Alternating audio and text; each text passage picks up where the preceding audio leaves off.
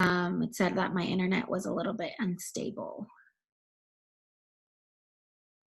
So I can hear you just fine. Okay, So perfect. All right. So again, thank you all so much for joining. I am very excited to be talking to you all about immigration detention here in our state. I know that this has been a conversation across the country, especially since in the past few years we have seen very big showcase that hasn't been shown in the past before of a lot of our immigrant brothers and sisters being detained at the border or being detained within the country in very inhumane and cruel conditions. And I really am thankful for your time so that we can talk about what it's like here in the state. So for today's agenda, we're really just going to go through the issue. I really want to make sure that folks understand what it's like here in the state, what different issues we're facing. We did release a report last September that talked about some of the cruel and inhumane conditions within the detention center.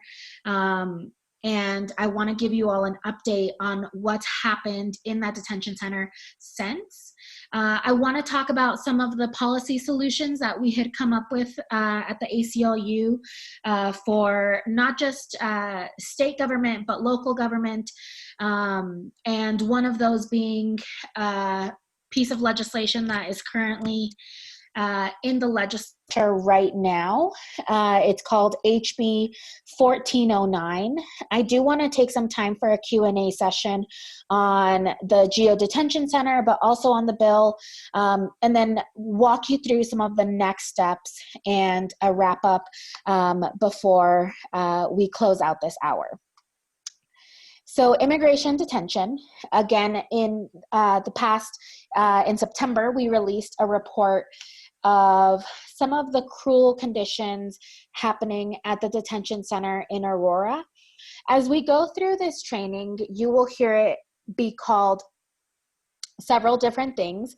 So we'll either reference it as GEO, the GEO Detention Center. It is also known as the Aurora Contract Detention Facility, or in its abbreviations, ACDF. Just plainly the detention center. But just know that when we do say at GEO, at the GEO Detention Center, at ACDF, we are referring to a detention center that is on Peoria, just south of I-70, that is housing hundreds of immigrants here in the state, and a large majority of them are folks that are seeking asylum, folks that do not have a criminal record, that they only came to this country asking for a better life, an opportunity to stay in this country.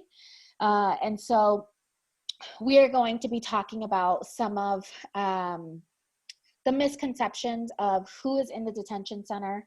And before we do begin, I do just want to clarify that when we are discussing the folks that are inside this detention center, whether they just came recently, whether they are our neighbors, or whether they are our family members, at no time are the people that are within the detention center inmates. They are not. They are detainees because they are being detained on a civil immigration case. So when we refer to them as inmates, that is an incorrect way of referring to the folks that are within the detention center. They are detainees. So going into GEO, again, when we say GEO, we are referring to the detention center that is in Aurora. But who is GEO? Is it an acronym? Who funds them? Who are they accountable to? And then who is inside of the facility? So first off, GEO is not an acronym.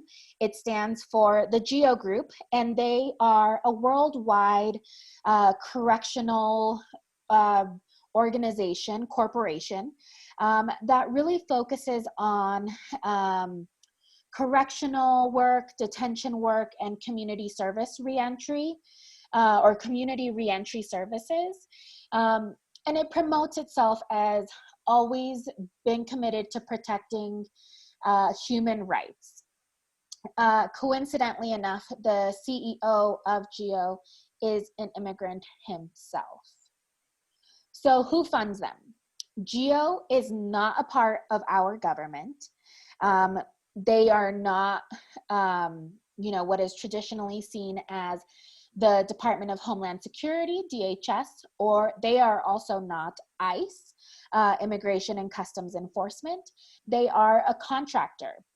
GEO Group is a contractor under ICE and the Department of Homeland Security, and they are contracted to hold undocumented immigrants and non-citizens. Who are they accountable to? The short answer to this is they're accountable to DHS and our current presidential administration. But since we know that both are not as sympathetic as we would like them to be on immigrants' rights, it's very hard to hold them accountable through the traditional means of holding them accountable. There are, however, certain measures in place that expose some of the conditions within the detention facility. First off, the Nakamoto Group is a private group that does the inspections of within the detention facilities. They cover safety, security, the care, the activities, administration, and the management. Also, the Office of Inspector General, which is a government entity, also does inspections yearly or sometimes twice a year, sometimes more frequently. But the hardest part in saying that these folks hold GEO accountable, these folks perform the inspection. They release the reports and they say, these are the things that are wrong. These are the things that you need to fix. But it is just that. It is just a report. There is no follow through if Congress doesn't act, or if ICE doesn't act, or if DHS doesn't act. Most of the times they will fix whatever is listed that is wrong in the reports, but they will fix it. And when I mean fix, they will just put a little Band-Aid over it and make sure that they're up to code at the bare minimum. And so most of the times with these detention centers, they also get a pass with flying colors. And it is one of the most upsetting and disturbing things, seeing that they are getting an A++ in their reviews and their inspections, when we know that our families, our neighbors, are being mistreated, are being inhumanely treated inside of these detention centers. But per their protocol, they're going above and beyond what they need to be doing. So we know that saying that they're accountable to these groups that conduct their inspections is not as true as we would like it to be. So who is inside the facility? And these numbers are really pre-COVID, but approximately we are looking at some roughly same numbers. A huge majority of the folks that are within the detention facility are asylum seekers or are facing other legal proceedings. We know that in 1986, when the contract was given to GEO for this detention center, they were allowed to house 150 detainees. Now, the detention facility holds 10 times as many people as they did in 86. Now they have capacity to hold at least 1,500 people within the facility. So going back to our report, we highlighted several stories from our neighbors, from our community members, and some of the stories that I'd like to highlight for you. If you haven't had a chance to read Cashing In on Cruelty, you can find that on our website at aclu-co.org. But one of the stories that really impacted me the most, and I had spoken to Mr. Salgado many of times about his experience there, but he talked about the guards not treating them like people. And one of the biggest examples that he gave was when they would give them food, especially because he found himself in solitary confinement. They would give him his food through a little slot in the door. He said that they would just throw him the food, like as if he was an animal, that he would eat the food that had fallen off from the tray on the floor. And we already know that the food is not taken care of well within this detention facility. There have been several reports of rotten milk, expired milk being given to folks, maggots inside of their food. And so for them to just be treated so cruelly, especially with nourishment, and nourishment that can hardly be called that, just made it really hard to hear that this is a daily practice happening inside of the detention facility. And we know that the harm and the hurt and the trauma of a loved one being inside of the detention center isn't just experienced by the person that is inside of the detention facility. We know that family members go through similar trauma, knowing that their loved one is inside of a detention facility that is mistreating them so harshly without us being able to help them in any way. And so Mrs. Salgado suffered a lot of abuse and emotional damage from her husband being in the detention facility.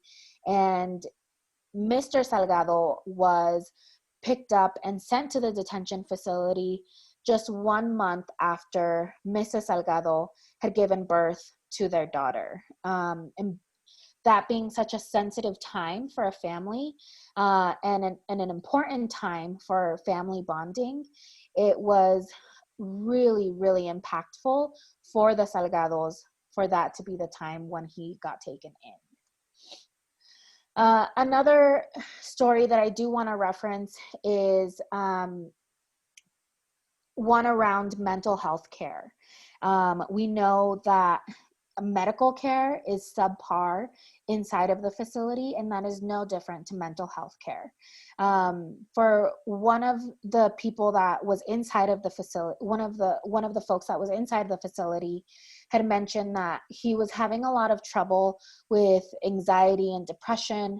And when he would speak to the on-site psychologist, he would say, well, no one cares about your problems. You just need to grow up. And to have someone just say that outright, that no one cares, that you are in there, that you are suffering, is one of the worst things that someone could hear, especially when you're already in a cycle of anxiety and depression. And again, in the report, we do cover a lot of stories, and we follow a lot of folks in their experience, but we see common threads throughout so many of these stories of medical neglect, whether it's someone that died of a heart attack, whether it was a botched tooth extraction, a leg needing to be amputated because complaints of bed sores were ignored, whether it was not receiving hearing aids and feeling lost and confused for months on end, or whether it's you're harmed at the hands of a guard, like Mr. Avila Arce, who had his hand slammed into a cell door by a guard. In this report, it was very unique to find someone that had had medical experience, medical training, and they said, I probably would have died if I had a heart attack here, because I had to put my own EKG leads on myself. And then he saw several instances of nurses ignoring severe allergy warnings, long delays in getting pain medication, and properly treating wounds and causing infections on some of the people that were there, some of the things that he had seen for himself. So we know that the thread of medical neglect, mental health care neglect, and just overall subpar conditions within the detention facility just make a need for oversight so much greater, for us to be able to say as a community, this is not right. It is not right how our neighbors are being treated. And so since the report, there has been a lot of headlines surrounding GEO. So I will just give you a little bit of a taste of what has happened since this last September. So first, one of our Colorado congressional Democrats was denied entry into the detention facility. Representative Jason Crow was denied entry when he wanted, and that's his district. The GEO Detention Center falls in his district. He wanted to go and inspect it, conduct an inspection for himself. And the first time he went, he was denied. The second time he went, he reported that it smelled like fresh paint. So what we can take away from that is they knew that he was coming, and they knew that he was going to conduct an inspection. So they tried to quickly cover up all of their shortcomings with some fresh paint. Another headline is at the beginning of last year, they had extended the contract for an annex that allowed almost 500 more beds to the capacity of the GEO Detention Center, upping it to almost 1,500 beds in capacity for the detention center. And when they first opened the annex, the fire department did not know that they were going to be opening up another building to add to their capacity. The way that they found out that they were going to be opening up another building was through the media. And so it was very concerning and alarming that our local fire department did not know that this was happening. And so they didn't have any clue if that building was up to code.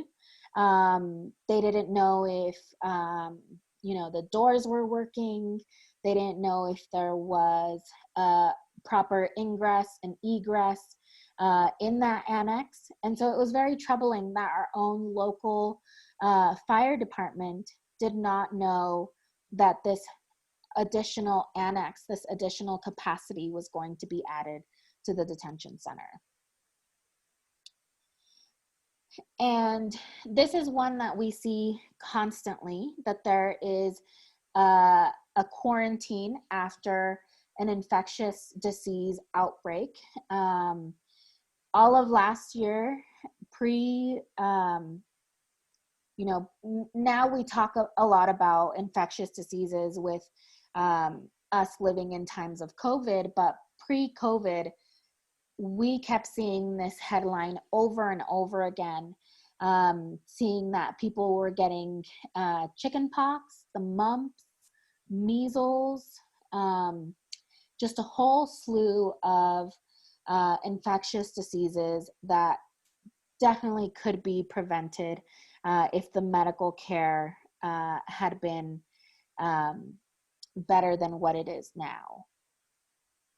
And so, again, another one more recently is a scabies outbreak. And then we also have seen attorneys sue now that we are in this COVID time. ICE didn't want to release anyone from this detention center. And so we had a group of attorneys that sued to get folks that are medically vulnerable out of that detention center. And so we were able to get a good amount of folks out of the detention center to really avoid the spread of COVID within the detention facility.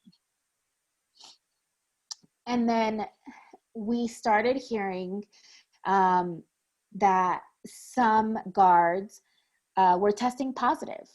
And at first it was 1, and then it was 2, and then it was a larger outbreak of folks inside of the detention facility that were facing coronavirus inside of a facility that doesn't take really good care of their folks inside medically. Now, we know that police often don't investigate alleged crimes inside of the Aurora Contract Detention Facility. Most of the time, if someone does call for 911, either police is not allowed in, or if they are trying to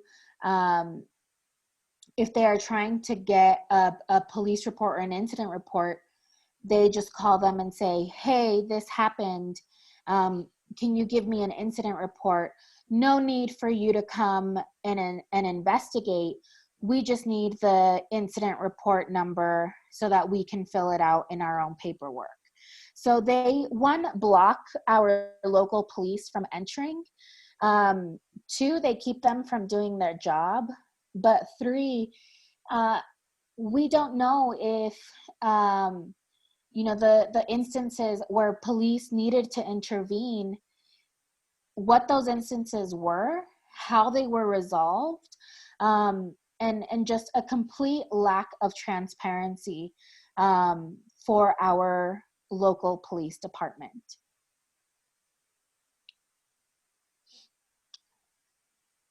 And last year, we did file a wrongful death lawsuit for Mr. Samimi, who was there for 2 weeks and died after being inside of the facility for 2 weeks because of the medical neglect.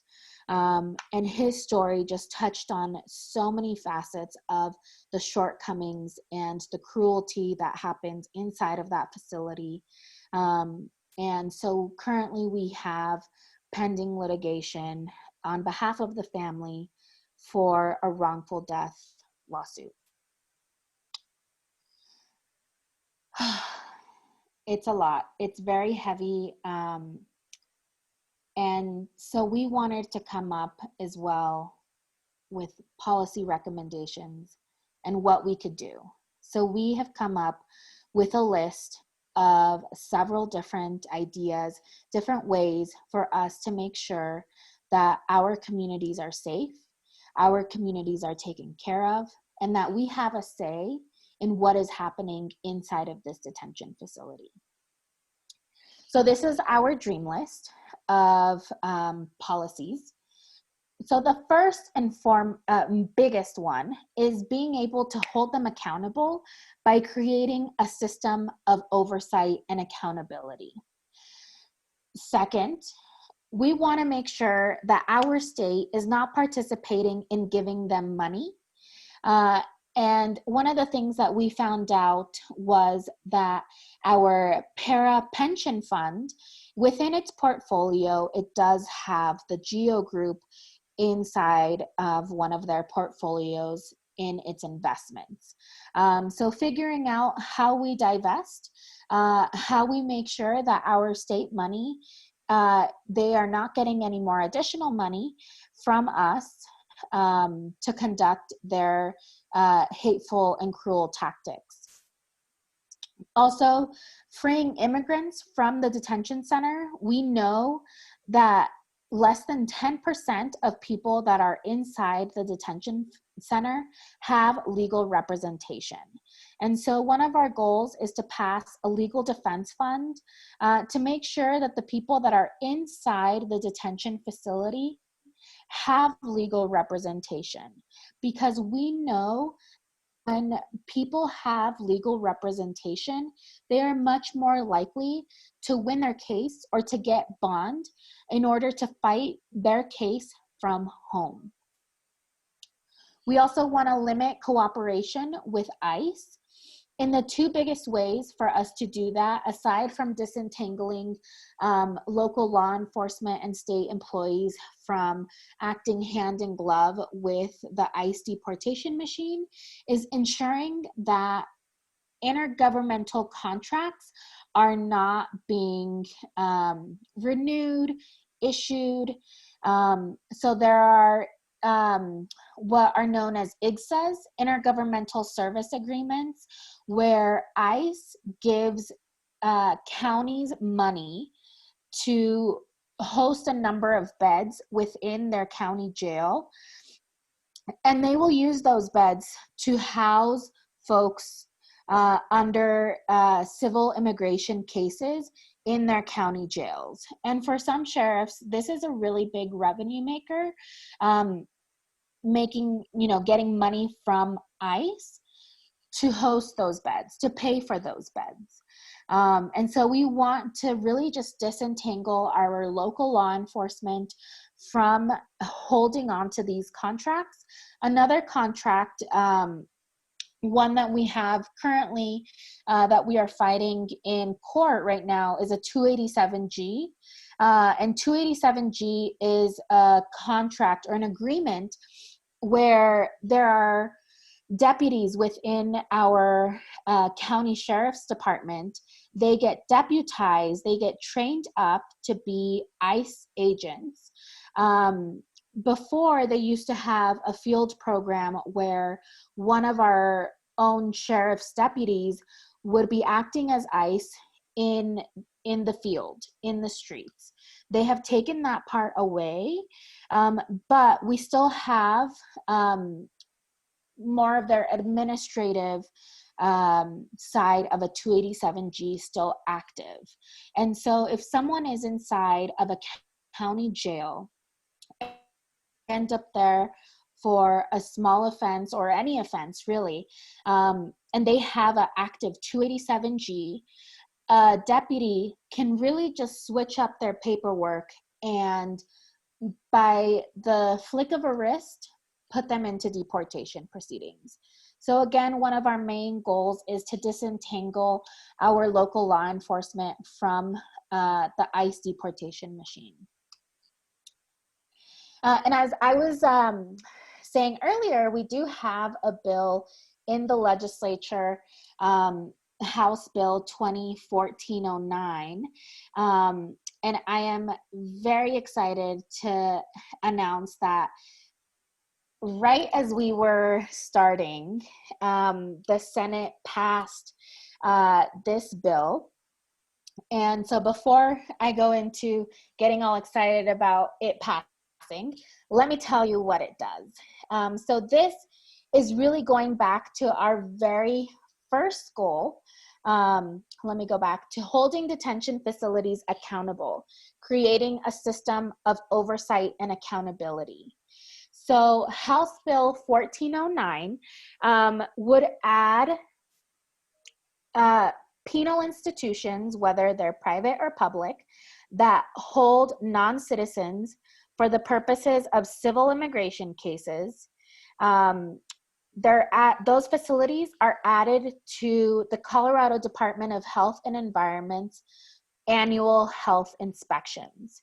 And so this is great because our state has never had a true inspection of one, the geo-detention facility, but also any of the other facilities that hold either a 287G or an IGSA. And so making sure that GEO and those other facilities are up to code, that they are being inspected by our state, and that these results are going to be made public to the governor, to the House and Senate Judiciary Committee, is a really big step in creating oversight and accountability for these detention centers. And so, again, as we were starting, the Senate did pass House Bill 1409. It passed out of the House earlier this week, passing now in the Senate. And so our next step is the governor's desk for a signature.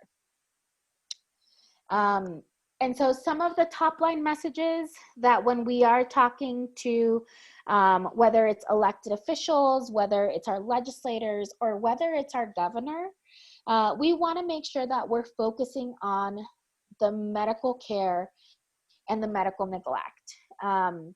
Telling them and letting them know that the Geo Detention Center sees several quarantines, plenty of cases of medical neglect, and that in the recent years, there have been 2 deaths inside of the detention facility. Knowing that there's only one full-time doctor for the more than 1,000 people that are inside of the detention facility.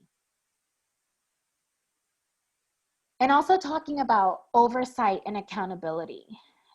We need to know what is happening inside of this detention center. So much of what is the deportation machine is kept from the public eye. They're shrouded in secrecy. And so making sure that our state has the responsibility to enter these detention centers, to review the conditions of confinement, and to share those results publicly are immensely important in making sure that we are protecting our neighbors and community. And so we were preparing for a passage out of the Senate. And so only 2 hours ago, this said, email your senator.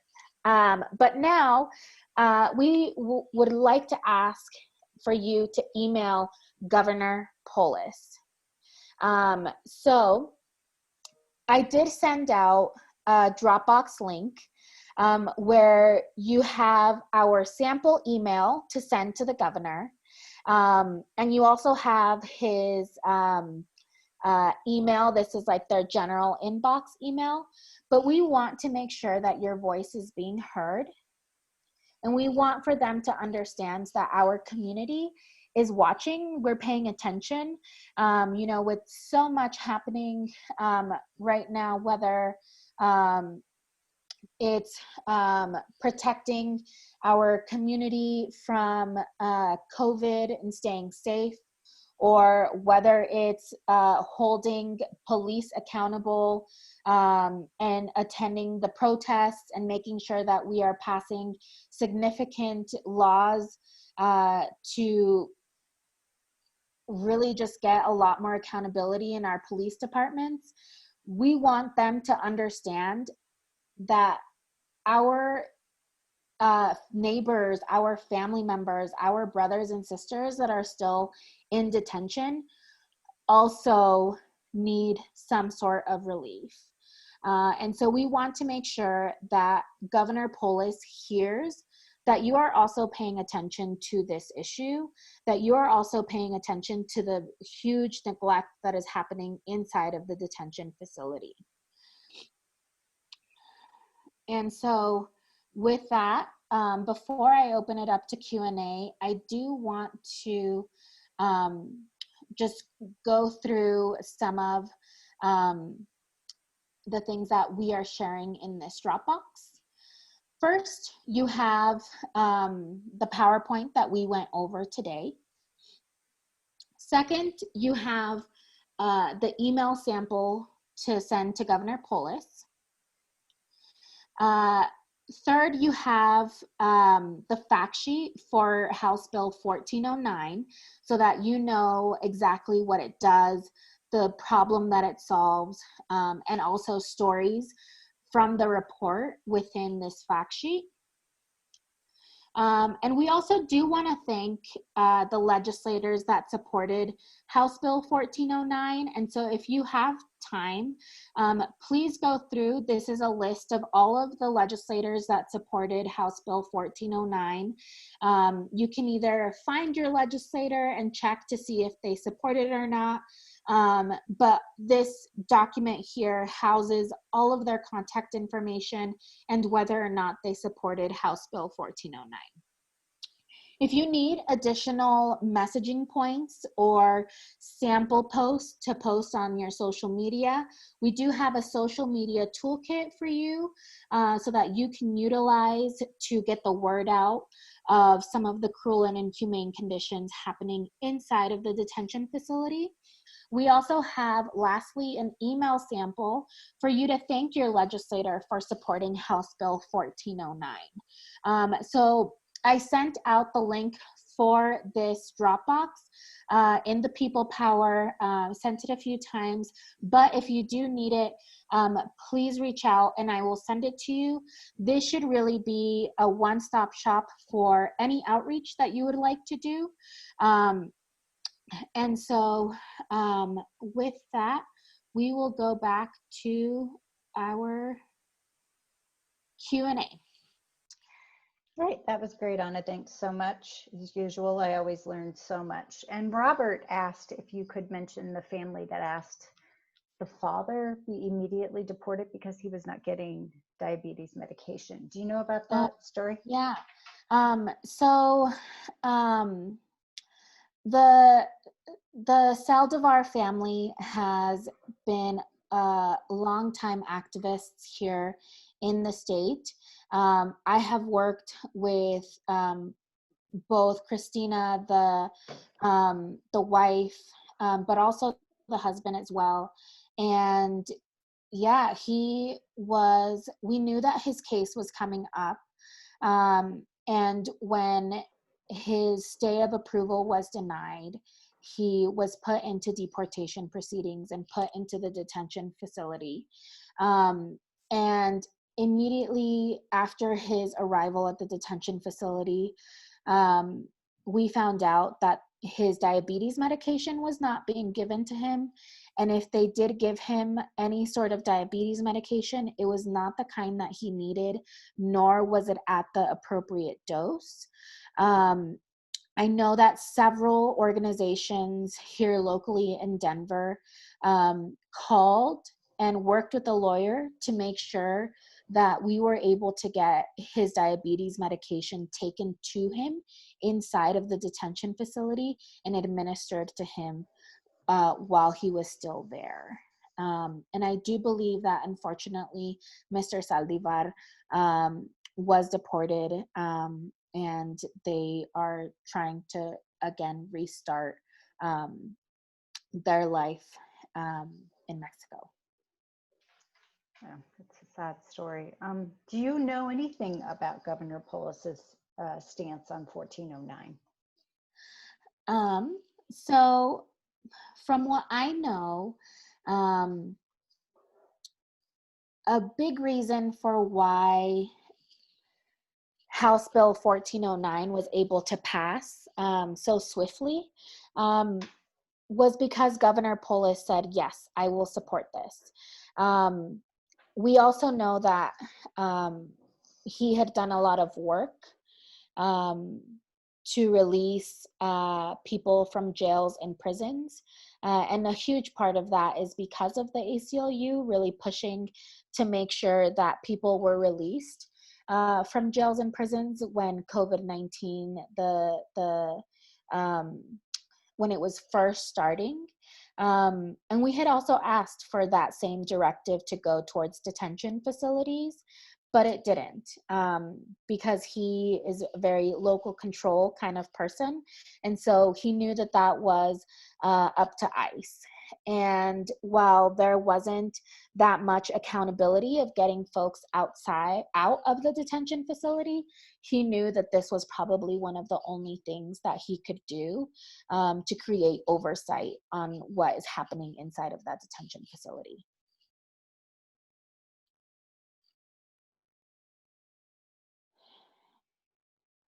I'm talking and I'm muted, sorry. The last, oh, no, we're getting a couple more. But this question says, are there any protests coming up for the center, or is there anything we can do to help support detainees?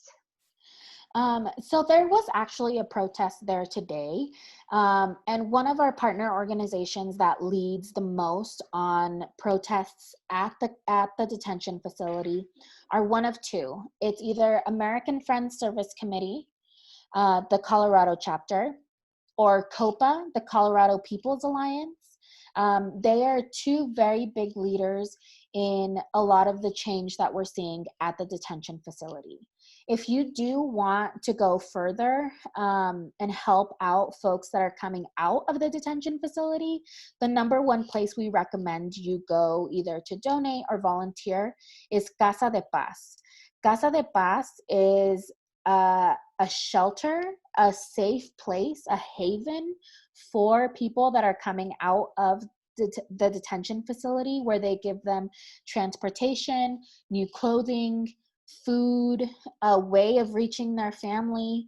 They are one of the greatest helps to folks leaving the detention facility. Great. Do you know if GEO has been affected by COVID-19? Have there been any cases of COVID-19? And do you have any idea how access is to evaluation, testing, and quarantine? So we do know that there have been reported cases of COVID-19 inside of the facility. At first, it started with just one guard, and then it was two, and then there were several detainees that were diagnosed with having COVID. As far as quarantines, I am not sure, but I know that because their medical care is so subpar and very, very negligent, it is doubtful that the people that are inside are getting the care that they need, are getting the testing that they need, and are being social distanced properly in order to prevent its spread. And so again, that is a really big reason as to why we had been pushing so hard to get folks out of the detention center, and why we pushed so hard to pass House Bill 1409. Okay, and the last question, unless anybody wants to type in some more questions, and I encourage you to do that if you want to. And this is complicated, and I know you and I have talked about it a little bit, but do you know the amount or percentage of that PARA contributes to private detention centers? You know, the last time that we had spoken to folks at PARA, they were going to be looking into the quantity that they had invested from PARA money. Right now, the last answer that we received was that it wasn't a direct investment from PARA into GEO, but that it was in a larger portfolio that featured several different businesses, with GEO being one of them. And so it opened up the harder conversation of, if we wanted to divest PARA money from GEO, we would also have to divest from several other corporations and several other investments because it was within a larger portfolio. So getting a clear answer on how much is hard to get because it wasn't a larger portfolio.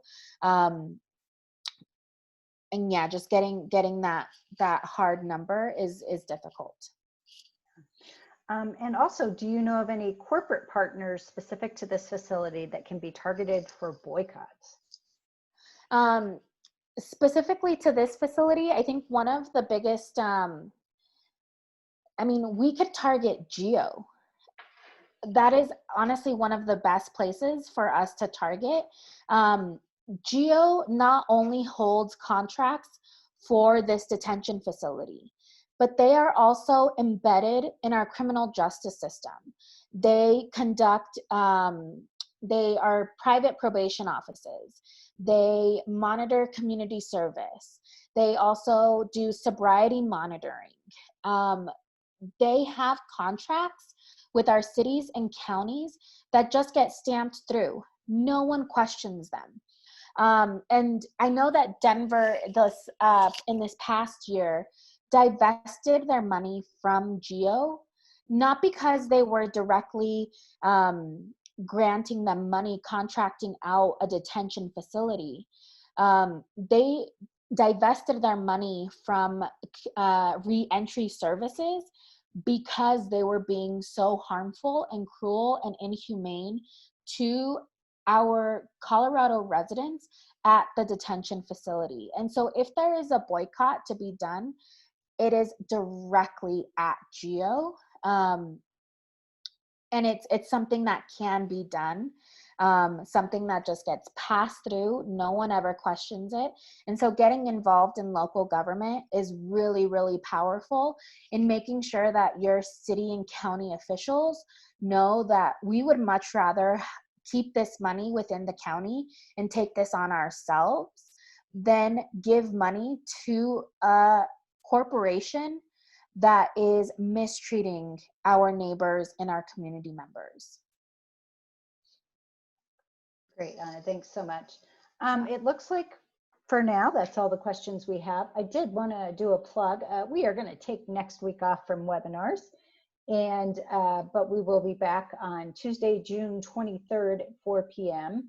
for a virtual district attorney candidate forum in JD 18, which is also the same judicial district that the GEO facility is in.